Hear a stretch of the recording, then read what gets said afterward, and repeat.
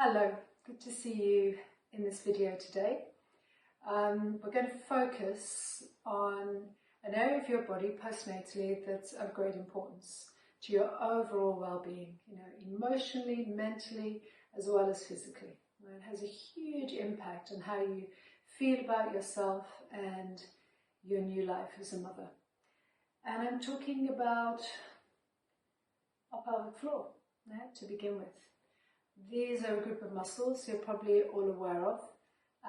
It might be an area that you resist focusing on too much because you just get anxious when you think about it. On this side of birth, there may be some level of trauma in these muscles. You may have had a very challenging birth. It may be an area of your body that you've always struggled with feeling fully connected to. What does a healthy pelvic floor mean? Why is it so important? And how does it connect into what we often refer to as our core? So we talk a lot about core stability in many body movement classes, whether that's Pilates, yoga, being in the gym, but maybe without fully explaining what we are talking about. So when we speak about the core and having a healthy connection to that, we're talking about a whole number of different groups of muscles, but that work as one. So probably you're most familiar with the pelvic floor. I don't think it's the best name. It's much more hammock-like in quality, right? But I will still use that terminology a lot, but remind yourselves that it is more hammock-like. So this is at the very base of the core muscles. It is indeed the floor of your pelvis, which we're going to look at in a moment a little more closely. So we have the pelvic floor beneath. This comes up to and connects to our lowest abdominal muscles, the transverse abdominis. So this group of muscles here, transverse, coming from side to side. And these wrap around into these muscles running through the waist and through into the lower back. And then there's all the other abdominal muscles that wrap around and create this almost corset-like group of muscles, almost like a small Victorian corset. If any of you have experienced any belly binding or looked into that, it's also another lovely image to think about. This whole group of muscles in this area, in the lower part of our trunk and linking in to the hammock of our pelvic floor. So how do we best reconnect to these muscles on this side of pregnancy and birth of your baby? You will maybe be concerned about feeling a weakness through the pelvic floor. You may have difficulty getting to the loo in time. You may be wetting yourself a little bit on coughing, laughing, etc. You may have had stitches in that area. There can be all sorts of reasons. The whole area is quite sensitized and you feel a little disconnected too.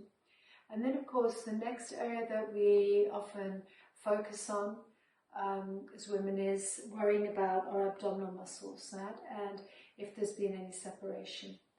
Let's not use words such as splitting or tearing of the abdominal wall because that gives the wrong image, I think, of what's going on here. If you think of a man with the classic six-pack, you feel these six bulges, you can see the space along the middle and between. This was never just one band of muscles. And obviously, when your baby grew inside your womb, the muscles of your belly area were absolutely stretched. And there came a point where as this whole area expanded, either side of your navel, these muscles needed to move more apart to accommodate your baby's growth. And after your baby's born, these don't instantly come together because they have been really stretched. So it will take time for these muscles to come back towards one another. Just as it takes time for the pelvic floor to respond more quickly. to feel more toned. So, I want to reassure you, first and foremost, that with thoughtful, intelligent focus on this area, you will recover, you will repair, and that is so important to how you feel about yourself as a woman at this time. I want to just come to the pelvis for a moment, right? Because it's quite helpful to link in to all these muscles. And often when I'm exploring the core and speaking about it, I like to think a bit about general pelvic wellness. Right? So everything emanating from the pelvis and around into this lower part of the trunk, right? Working as one almost, with a whole group of muscles that are not separate from, they're all interconnected to, as we are throughout the entire physical body. Right? But if we have a look at our pelvis and how that does hang off the base of your spine, that the back wall of the pelvis is in fact the very base of your spine where the vertebrae are more fused, and come to end with that tiny little coccyx, the remnants of your tailbone. An area that many of you might still feel quite tender in. So in the video after this, when we look more at our posture, we will already address this area and any tension and discomfort around that area. So here we are. That's the one major bone of your pelvis, is the sacral bone. And we can see that either side of it, we have two joints, our sacroiliac joints, where the two big iliac bones here come and join. So if I turn the pelvis around and maybe look at a more bird's eye view, you can see these big iliac bones, almost like wings, really beautiful. So, we travel along that pelvic rim, and we come down, and these little areas here are what we feel as these bony protrusions at the front. And as we follow that down, you come into the bony area that is your pubic bone. And we have this upper ridge, and we come down, and there is this lower ridge. There is a joint here as well. And right at the base of these wonderful iliac bones are these two areas here, and that's your sitting bones on which you sit, hopefully. And when we continue to look at this angle, I want you hopefully to see that the under arc of the pubic bone area, this is where our pelvic floor muscles are attaching towards the front of the pelvis, and this is where they attach at the back, that little coccyx, tailbone. There's also muscles that move across, so we have a band back to front, we have a band from side to side, we also have a layer that moves in a figure of 8 around your 3 sphincters, so your urethra, which is just behind the pubic bone, if you look at it from here, and our back passage, which is just in front of the coccyx area, and in between those 2 points, the vagina, the sphincter of your vagina wall. So it's multi-layered, and it's about the shape and size of your 2 cupped hands. So you can see, this isn't a flat floor. And I can show you with my other pelvis a little bit more what's going on. So I'll maybe just move a shade closer to you. So this is from the outside. I mean, obviously you haven't got screws, but you can see how the muscles here are attaching at the pubic bone area and running around the sphincter of your urethra here. And moving back, we can see the opening of the vagina. Here, so you have the urethra, the opening of the vagina, a little further center, and the back passage just in front of the tailbone. And if I spin that around, you can see that there are layers of muscles running here from hip to hip, running across from sitting bone to sitting bone. So there are many, many layers, and you can see all these different points that they're attaching to the pelvis. And inside, I don't know if you can see as well here, but again, this sense of a lovely hammock, that there's no flatness here. So, of course, these muscles are holding in all the contents of your pelvis. That includes your bladder, your bowels, and your womb. That's why they were so important, what was going on here as well in pregnancy. So it can be quite interesting to see that, yeah, and to really visualize how this is not one band of muscles. It isn't flat. This lovely hammock-like quality to it. And then these muscles run up and they attach into the transverse abdominis, yeah, running across our lower belly below the navel. So that's where our focus primarily is, awakening within the hammock and into the lower abdominals. Yeah? And gradually, as we get more and more connection into here, we will naturally feel more and more gathering through all of this other connective tissue and muscle.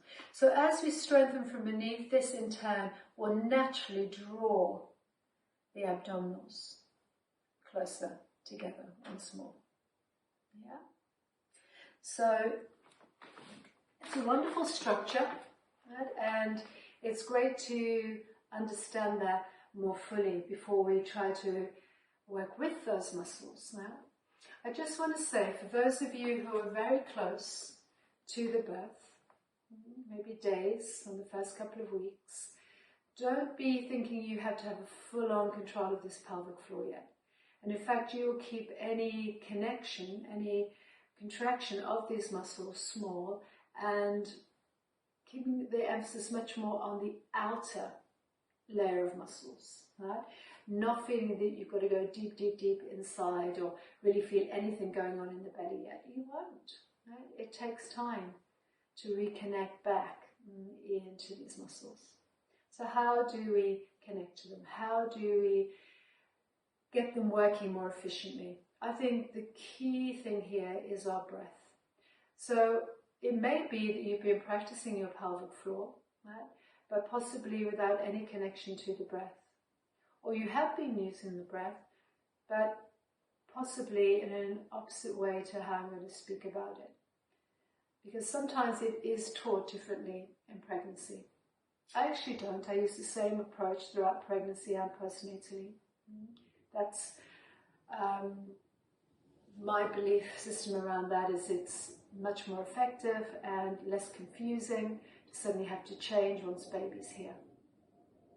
And also just when we understand the deeper workings of the pelvic floor, it's trusting the physiology here. Right? So breath, that visualization, right, what the muscles actually look like.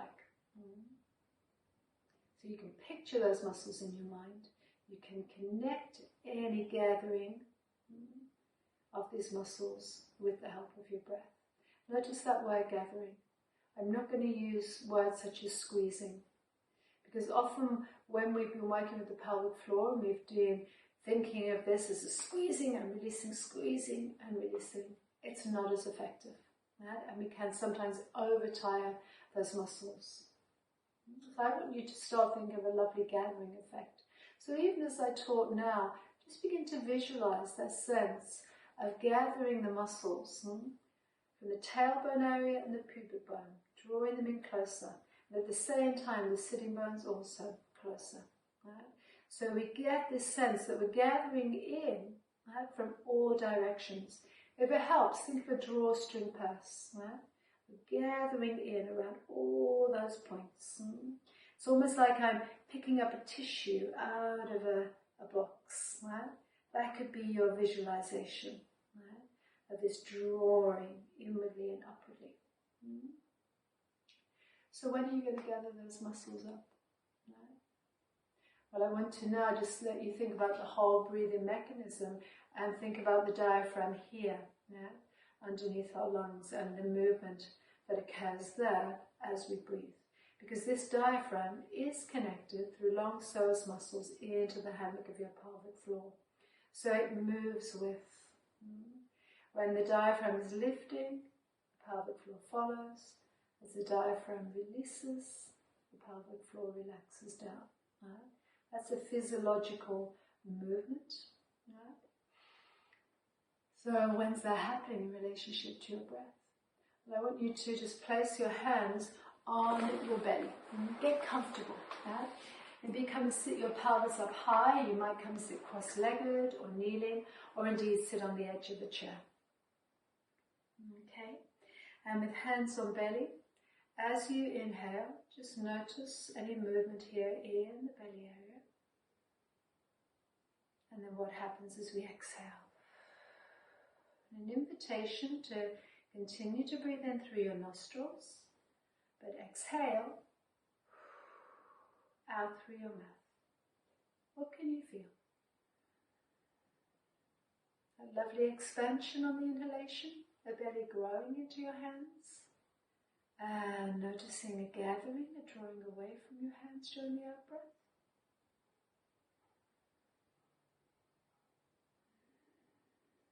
Now remember, these abdominal muscles connect through into your pelvic floor. So I'm breathing in. My belly relaxes, the pelvic floor will want to join in. As I exhale and the belly gently draws back, the pelvic floor will follow also. And wonderfully, what's happening here as we exhale and feel a gathering from beneath and into the belly is it's following the movement of your diaphragm that is moving up, helping to further push the air out of your lungs. Breathing in, the diaphragm softens and drops as the lungs fill, as the belly fills and softens as the pelvic floor releases. So exhaling is all about gathering up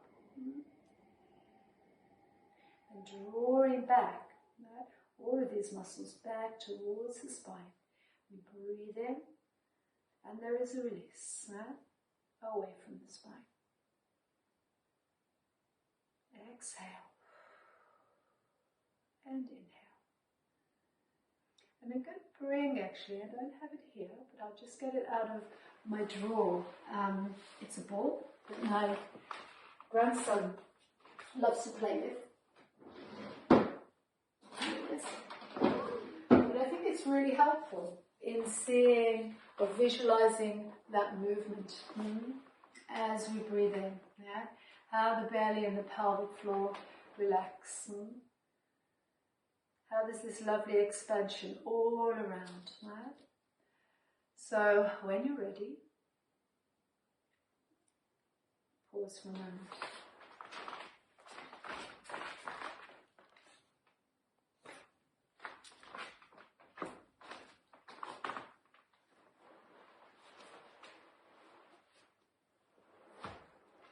So here it is, right? Everything is gathered in. That breath has left the body. And then we begin to inhale. So breathing in through your nostrils, embrace that lovely expansion into your belly. We're allowing the pelvic floor to relax too. That lovely expansion into our chest as our lungs fill. And as we exhale, the lungs empty, the belly empty, that contraction to the spine, the pelvic floor gathers up, following that sense of contraction. Back to the root. So we breathe in to soften and expand and allow those muscles to relax in that pelvic hammock as we receive the breath in. And as we exhale and the breath moves out, we can gather and draw up a wonderful pelvic hammock, the belly drawing back.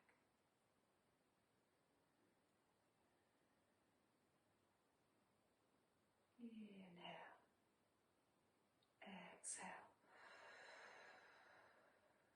It can really help to breathe out through your mouth.